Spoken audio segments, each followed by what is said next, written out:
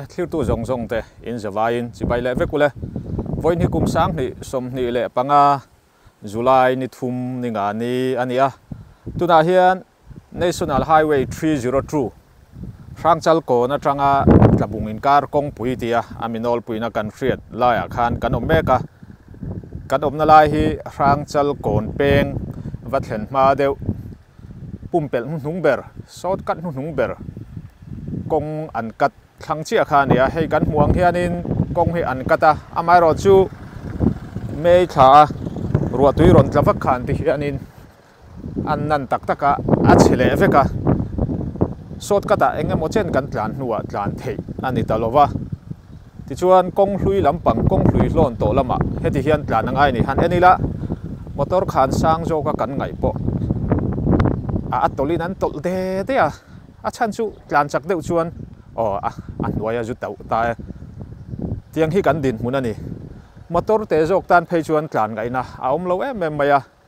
an khongai thaka atlan thang lo phei chu ari kin an ribur bura an nuai an tau pop phlo phei chuanin chan na hlir ani ringot ani rama sum thap na rin tak bengali lem chan thiam koshani mukherjee ma chuana an siam mosplay chu heile mosplay ya athona inziak lutin sign up bonus cheng zanga handong ta che game nuam tak tak khelin loman te hi olsam taka lak chhuat thei ani bok phone pay google pay le bank transfer mangin olsam takin a deposit theya a him hle bok mosplay ya inziak lut photin promotion section a lut le la promo code spin 8 ti manga I inzialu manchu dong photin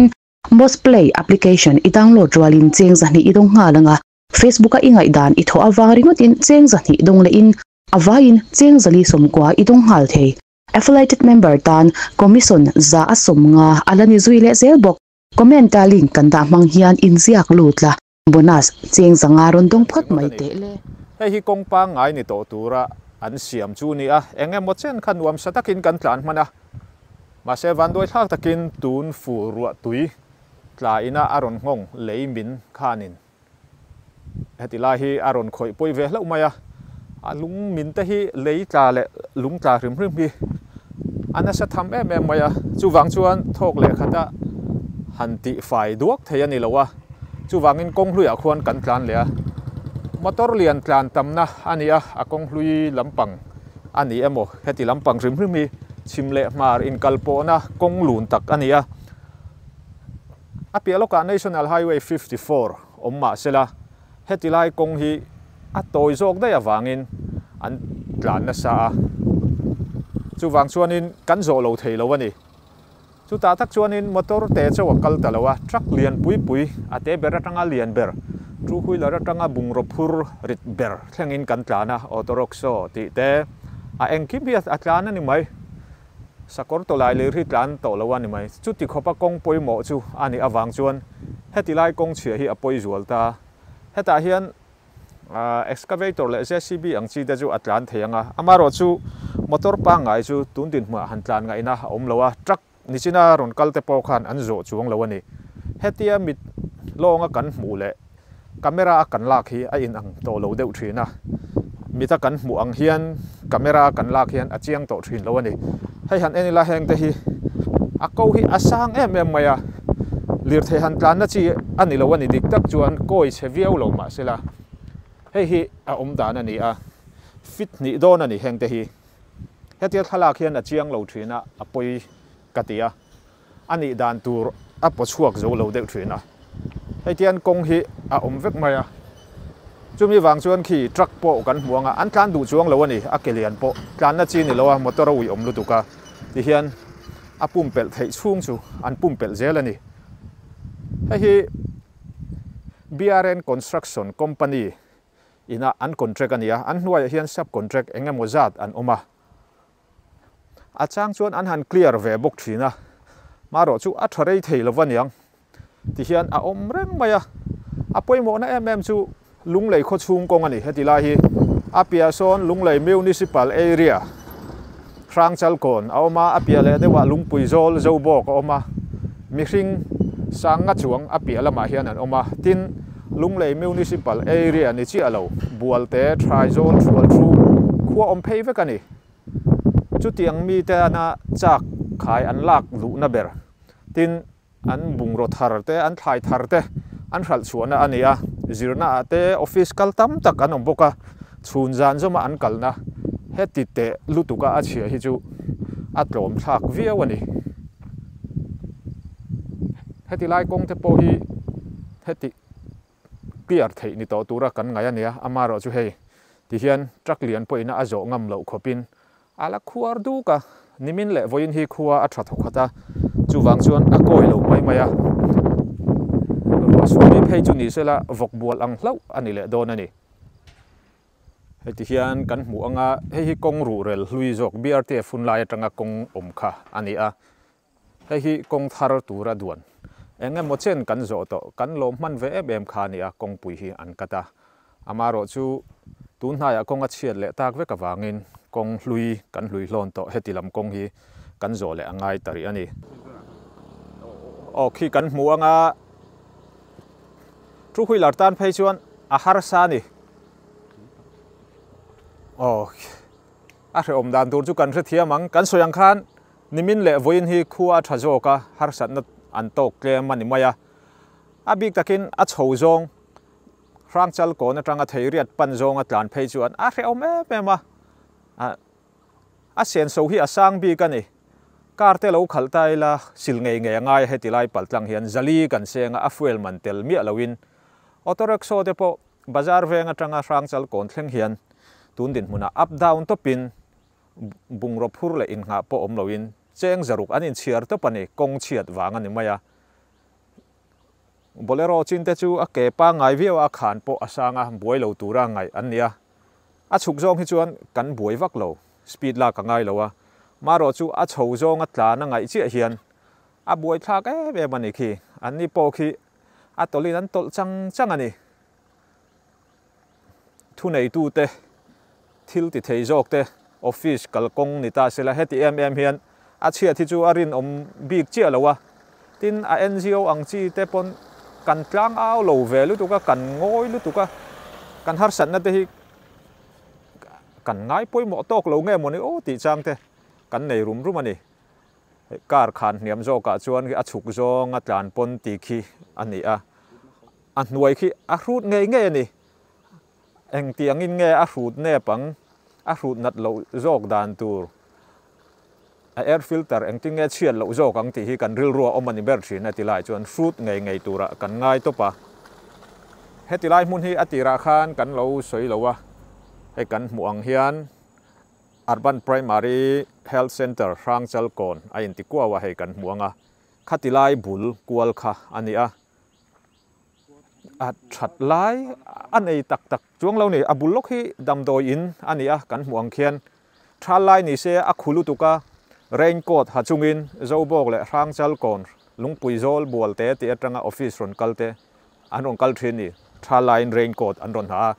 fur line raincoat an ron ha thawa ruwa laka himnan tha lai chuanin vai vut laka an himnan an ti ve thung ani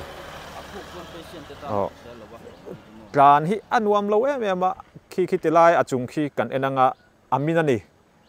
a hria thiam om viawa kan du thu po ni lo amin lo thei ani lova amaro chu hei aya thajo khian siam dan a nge in kan ring ani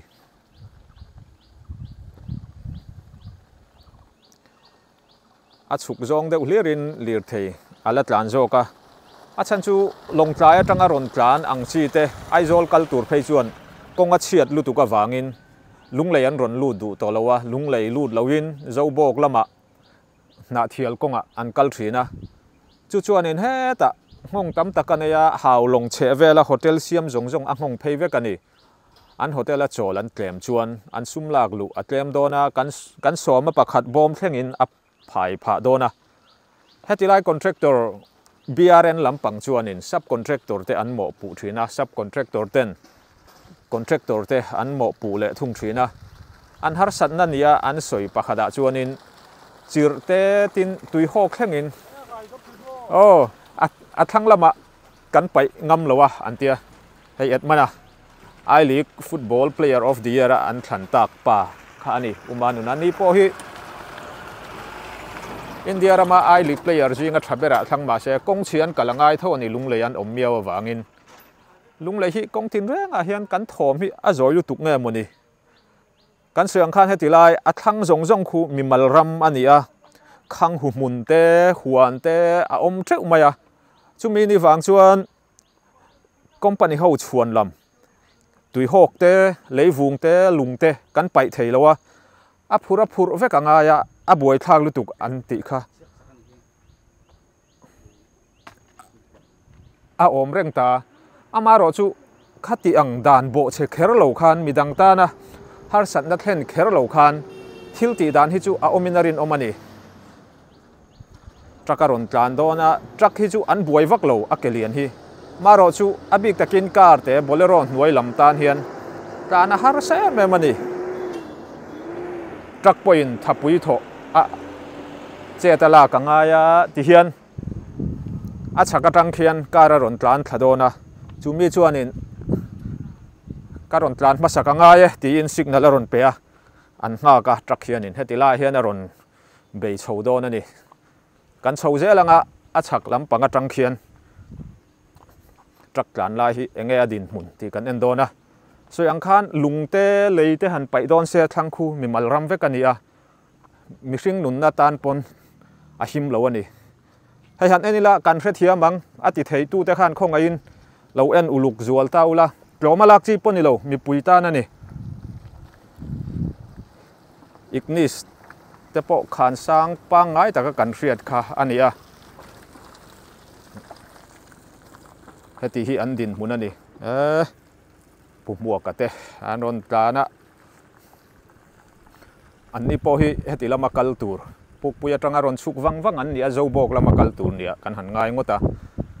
tan chak po thei chuang lo ani chuk zong pon tlan chak ngam ani lowa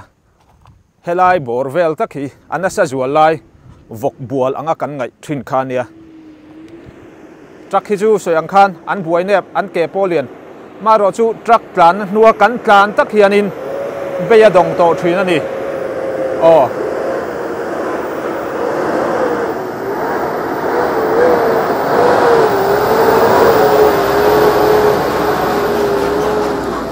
ti hian truck chuan har san na an tok lo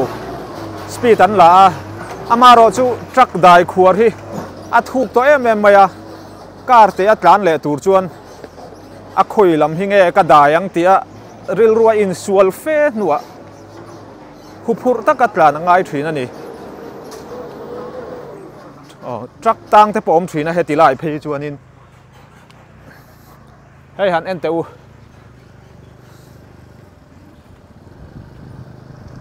khua ro zo ka soyang khan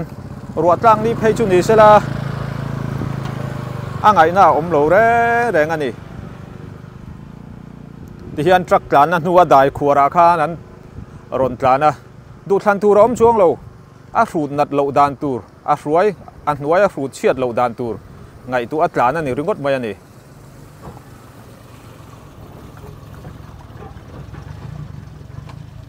an tlan cha ka wanga tlan an ni lo heng mi te hi lo thei lo na wanga ron tlan an ni a lir thei kan nei hianin chia kan choi vek kalkonga kan tlan man te engkim petrol kan lak thangin chia kan choya kong tha tlan hi kan chan vo ania chu wangin company an ni mo atu ema po in mo pu do ni la kong tha kan nei hrim mi apoi mo heti lu tuk lo deu amam hanang rul ngan pa angin amam zarang kan ti lo heti lai kong hi amaro chu tiang lo deu hian ti da na omang company le sarkar thu nei tu te po in beronin ti da na omang thu nei tu te pon thom chua ro se kan ti a chu tiang zonga ti chu kan ni e balu phur te an nia kong dang zo tu rom hek lo heti lai a an ron kal hi angai thina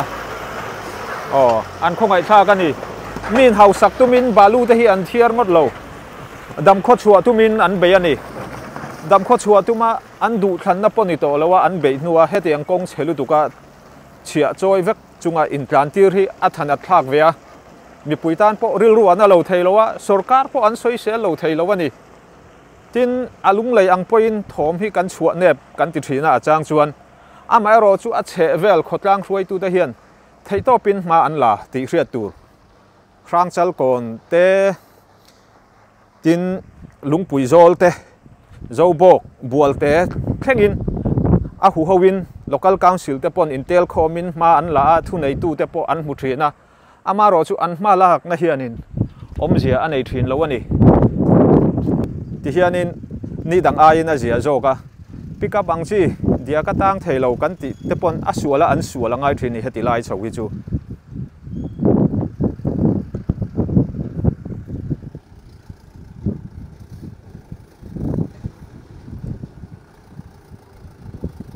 ti hian an ronin zui dia ta kan dam kho chuana na beivek kan nia soi to ang khan kong thaduin sia kan choi veka company te po contractor te po India khole tui theu kan nia tu ma inti chiat du lo amai ro chu mi pui har san na fellow om frima BRN company le NHIDCL te hetianga an han om ringot te mi pui har san na ni ti da an har san na to jing chhun zana an hun ton ngai tua pui lek lo wa kan om hi chu tha na lo thei lo ani ei a koi veka vok bual dik ta kan heti lai kan sarkar thu nei tu te po a in lo huan hi pon a poilo ram hruai tu te po in dem om kong che chung chang a hi chuan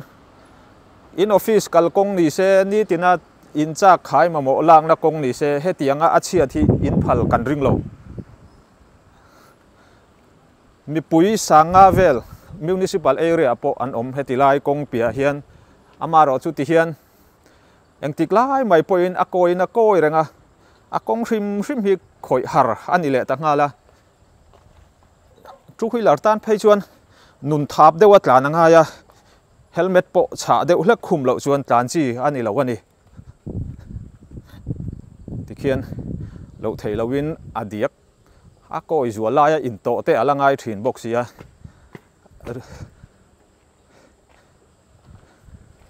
lir thei po ui thei lo a ui thei lo tlan tlang du chuan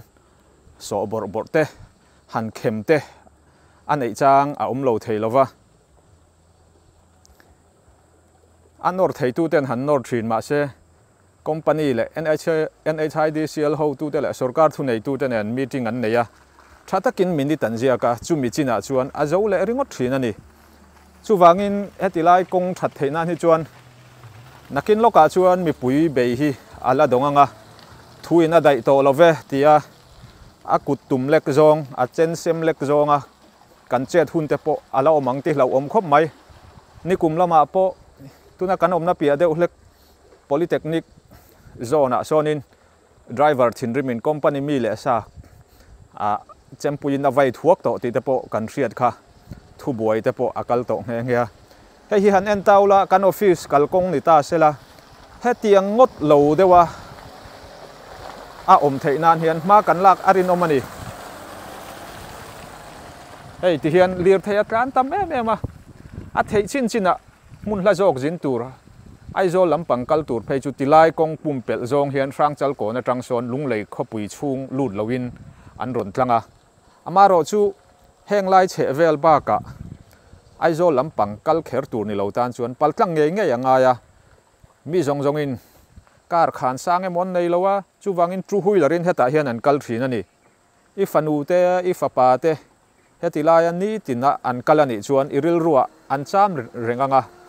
an tluang nge tulovang chiat an to ka ngem ti iril ruwa om rengin arin oma tingka soi to ang khan thu nei tu te dem lo a har viawa o ka te hi kan nei tlem lu tukin kan ria cabinet minister hial te po kan nei a thom na ve tak turangai maro chu hetianga kan kho chhung kawngpui chhung changa hian thom kan nei tok lo ni deuh te point kan ria YMA ang zong te a chevel veng rang te pon ma an la ni in kan ria amaro chu company hianin mi pui te sarkar po hi anja tok lo te po ani ve dewang heti hian hitachi pakhathi a chhia hi a in hung bula a kha tokin a thlanga mi khu a chele ringot thina a nun hi a hre omani hetilai kong mu rual hi chuanin rilru hi a jing tuta pazai dam tak po hi khutilai konga a chho zonga ron tlan khu chuan a thin hi a saput buda de a ti chho to thina ni hết tiếng reng reng at lan hi đầm mà nó ốm lâu lia rồi cái này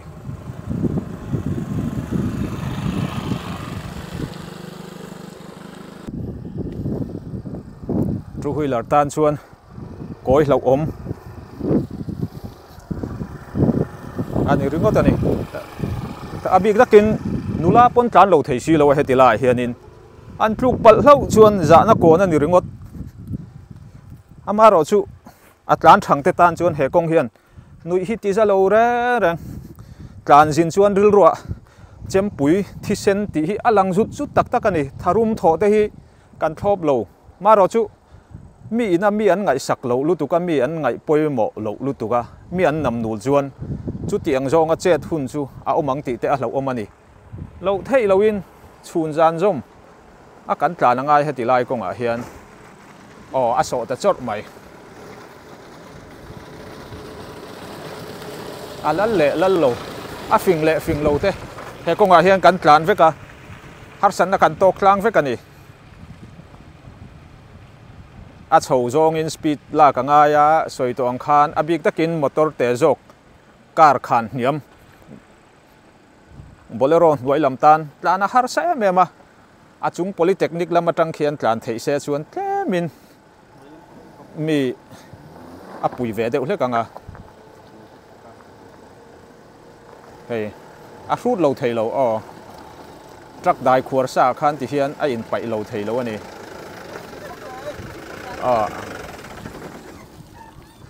chelak lo khop ma speed la ka ngai box ya anun thei lo chuan kan nor chu angai don ani ti hianin chan chu athanga tang khuan khu ta tang khuan speed an lak sar angai sia zo lo chang tin overheat te po om thei ani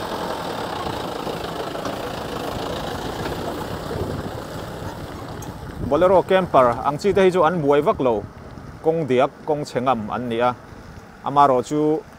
soi to angin bolero nuai lam car khan niam tan hau tak me mani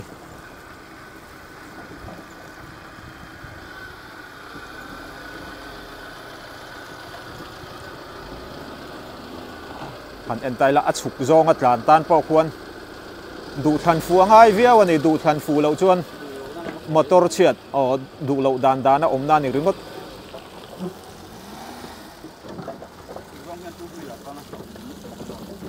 chuk zong hian an soi dan chuan an soi dan pon yong kan hmu dan in chu hui lar tan lo om zual ani din thei si lo ke zu thak se anal tho sia tin lung chang deuh alo om le thin box sia break in om zia nei to lo a malam me fu lo phei chuan in kluk pop ani maya tleng zuai ania nimina khuwa thani leng ti a voina ruala sur lo boka ti hianin chu wangin aro mai ani ni dangang phei chu ni se vok buala ni ringot hetila hi ati thei tu te khan khongai ni ngai poi muangu apia lama hian Lunglei veng Pathum la ya municipal council area veng Pathum mi hring sanga zani chuang chen na om chu mi te chuan ni tin office an ron kal thin zobok te rangchal kon te lungpui zol te apia bual te municipal council area pona om te an la om le a thai zol thual thu troi pui ti thlengin hetilai hi an thlai thar te an ron thralna an cha khai an lamna an sikul kalna ani amaro chu kong chhelu tu ka wang hianin tlan an hre ngoya an hupur ngoya an che sual fo renga nun na em chan kan la om lawa kan van nei ani mai vok bual ang lo dewa om theinan hian company po hian ma an la ka trula a chan chu fu ro tui tlak nuwa kong lai ang chi formation cutting te ti to lo ni se ti ani awangin tho tur hi a ran pa takin an nei lutuk lawa an lai to chin sa vil ba ka kong siam theilai te siam kha an ti tur ania pang zol lampang akal tur te ania anni po hian an paltlang lo theilawa du ni se chuan hetilai kong che paltlang lo zonga ron Lunglei ron lu hi an duang ma se kong danga om ngang lo ani achung polytechnic a khian lir thei te chin jok kal phalta se chuan azia hokanga amaro chu heta tlan tan chuan anuam chuang lowang nikum khanin polytechnic lama khian engemaw chen tlan tirania tlan khan tamsia lir thei lut chuaka tam lutuka polytechnic kong khian achiat pha veka an tual zau lai zong zong po khi akoi na koi vekani chu tiang chu kan din mun ani sia wangin apoi mo bera chuan helai kong hi tiang lutuk lova akoi nan lungte po apha theyang tin achak te po heti lutuk lo dewa han clear hlek dan hi chu a omang vaneron chodo da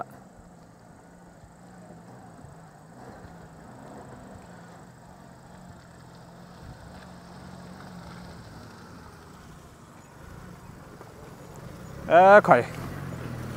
du than thei lo ani tiro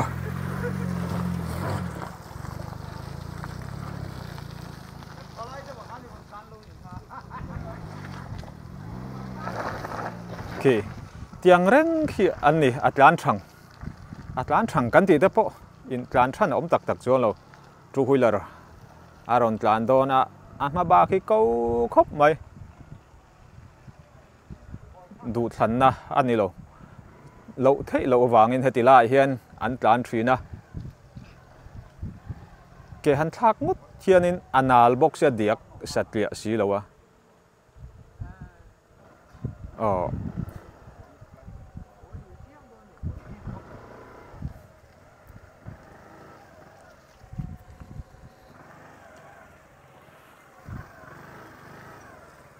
heti reng hi kan ni mai ni in phur ngai na pom lo he in puyang ai a break hi man ngam tak tak ani lo heti lai he chuan tleng ani mai a fruit lo thei lo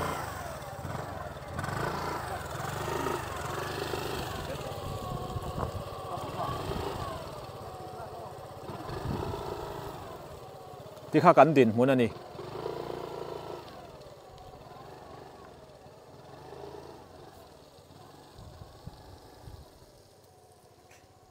ti khuan an tlan chung chuan an in ngak char chara hun po he tha po he a chia ta repair phei chuan eng tin ba om lo ma se heti lai kong kan pal tlang hrim hian motor silnan cheng zali kar pa nga in kan senga suma ui om ani zana tlanila sila atuga sila ngai nge ya ni tina sil lo phei chuan hu chia ta nga box ya a eng tla a eng bang ti po hi a hnuai lama phei chuan a hriat tak tak lo kong sira po khuan motor wheel cap tla om ngaya khuti khuan tru huilara kal ho chu an han tlan chuaka an phei khok ten ti fai le te ṭhinna a romantic lo ani dik tak chuan nula rim tur te po an ni thei a le lama ngai zong te po an nei thei tiang kha kan nia thian nu te ina bal lu tu ka lua an invara bal po kha anula tlangwal ril ru atang pon a fu lo hrim ani ti hian speed an han la fe a cái ni po hết tiếng thâu hi kan ma ba ka ni hết ti ringot hi chu an ni tur ani lo kha kan en ai hian a kong khuar hi a thuk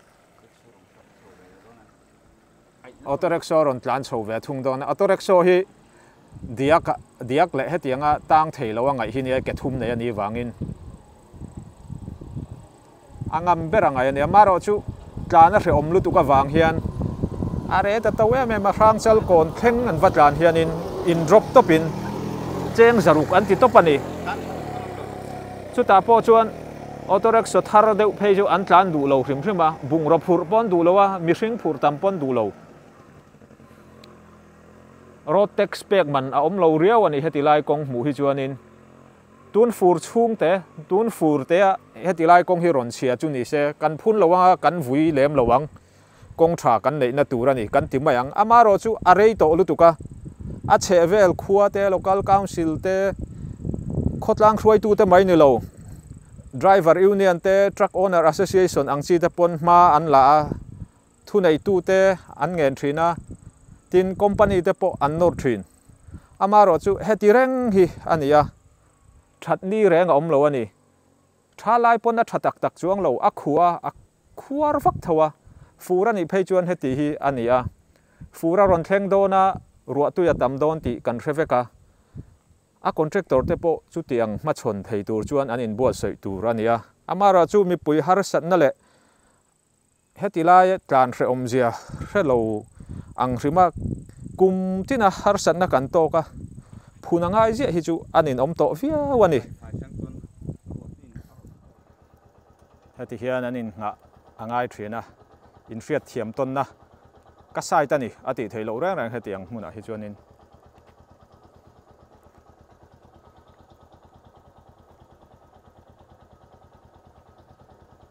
auto-rickshaw hi a bek hlek chungai mai thei ni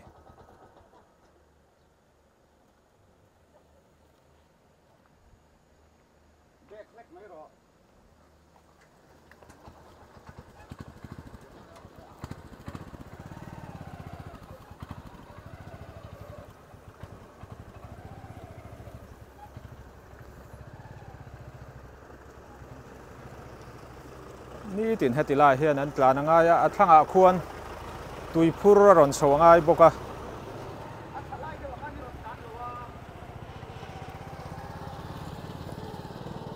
auto-rickshaw pok an soyang khan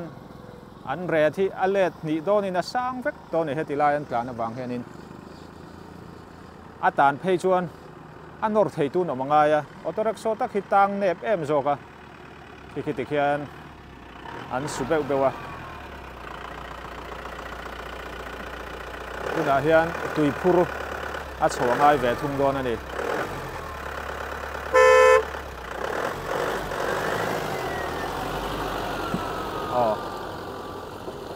tui choi nia syntax pahnih a phura liter sang ni mai thei ni a syntax en khian sangli ani avain pahnih a phura a tui khi a bolo thei si lowa a dot chi atlan tur tan anal tok chi che dona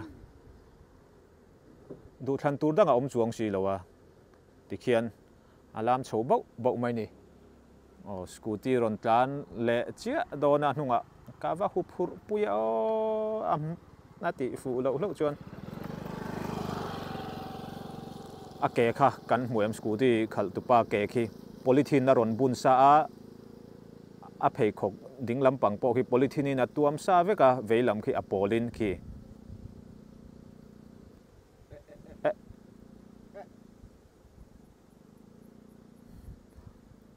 ama chi atui phura tlan se anal zolani kho that ni alani zong ma a ni khuwa thatwa hetiang hi kan din munani at lu nga in so nang ti lo om khop mai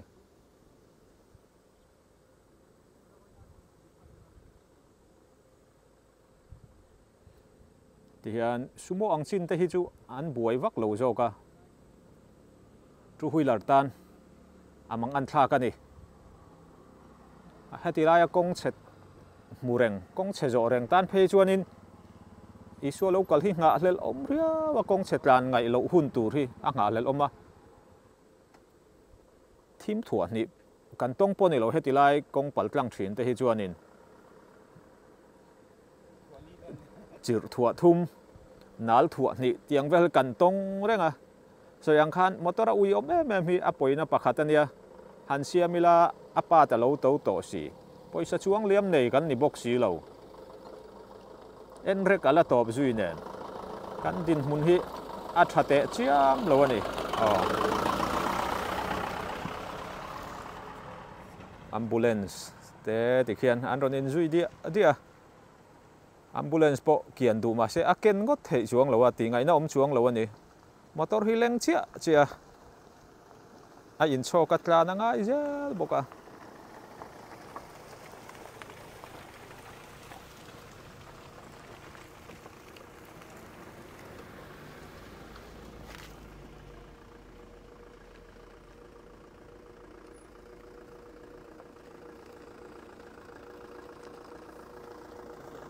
chuk zong hi chu ti dan dan om chho zong hi a hau tak zual ani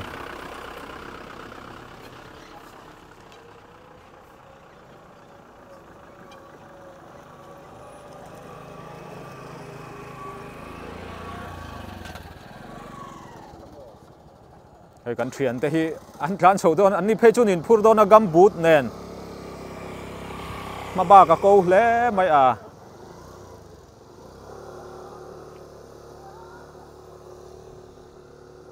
at a clear tu tan pon tran an hle mai a ti thei wa ka om chuang si lowa a rel run at thak du khop mai thil ti thei deuh nia hetilai kong te tiang lutuk lo deuh a tlan thei tura siam thei tu ni a chak om khop mai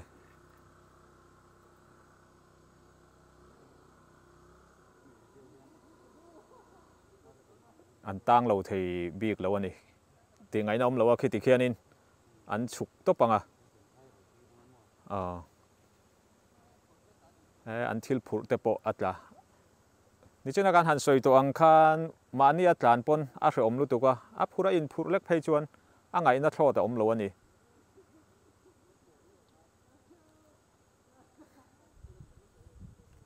hetilai vela hi chuan thim thua ni hi jing reng mai ni chhun zan zomin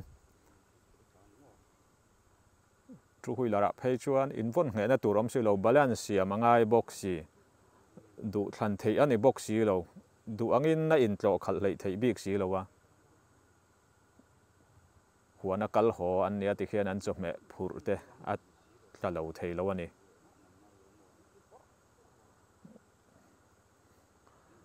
company motor te chu hetilai contractor te chu an lir thei a tha kong chia tlan na tura tam zo ka nia an ngai poimo lem lo amaro chu soi to angin hetilai hi kho chhung ania apia son municipal council area mihring sanga zani chuang chen na zo bok te lungpui zol rang chal kon te oma municipal council area pona bual te thual thu thai zol troi pui not true not one troi pui south thlengin a om phei veka chung mi tena an thai thar rang an hralna an cha khai lamna berania ni tina office kal hetilai ronzo hi antama thalai khanin a khuk lu tuka wangin raincoat an hathina lunglei kho chunga office ron kalten furania rolakan himnan raincoat an hak le angai thowa raincoat khani tak tak hi a om thei lovani thala po a tha chuang lowa fura po tha chuang lowa fura anala a koi zuala hetiang hi kan tong ta ni an tlan chu chung po are khop mai tuna hian breza tlan do na mani khan kan hnung che breza tlan kha a bei donga hetilai tang hian min let san ta top khania voin hi chu nimin le voin bi ka ru atang mu mal lo awangin azia deuh hlek ani amaro chu chonhulama ruwa ron tlak chuan tiang reng khi ani le chuang don lowa he a hian an asadai dona rap thak el tiang kan tiang kha ani le mai don ani kan thu nei tu te thil ti thei jok te klom ngai pol te tin company te contractor te subcontractor te thlengin helai hi kan ngai poimo zualanga ya apia po vakavar kan chak viawa amaro chu ke a kaldoni na thui si kan lir thei nei vein han tlan donila kan tlan hlei thei si lowa duangin kan cover tam thei lova in mi hriat thiam te po kan ngai viawa he aya tha kawngpui a tlan hi kan phu ve in kan in hria khuale tui chia choi kan ni na zona chubaka municipal council area khopui chung het ti te chaya kongan chhelu tuk te hi a moi po a moi lo ani tata pan saron tlan le a tata pan spo hi a ground clearance thokhat viawa ruwa sur lo chuan ti khian an chho theya ruwa chu sur lo se tui hok le chir tuna kong khuar zong zong a khian aronin no thlave kanga khoilam nge thuk jok khoilam nge pon jok tia vate masak ngai phot khopin an nuam arile bop ta khi ap thil ti thei deuh apui thei tu ni a chak om thin hle mai hetilai kong hi ti ang lutuk lo dewa a chhuwa thei hi a nga lel omani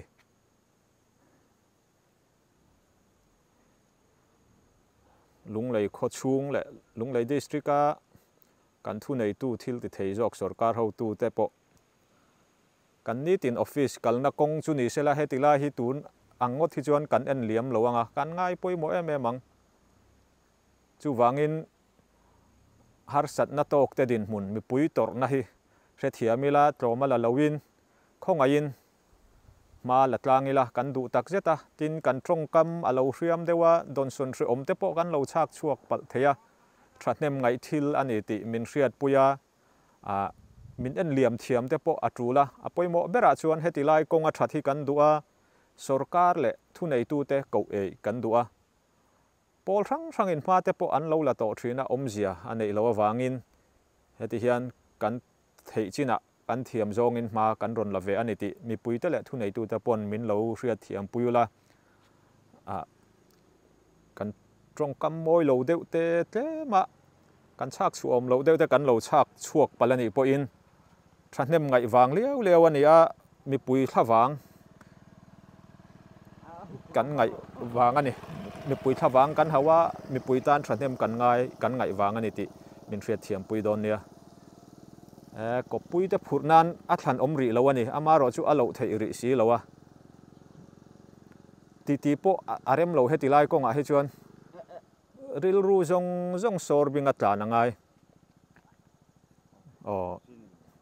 in phur chi ni lo kan ti kha du tak te phur pon chuk tir nge angai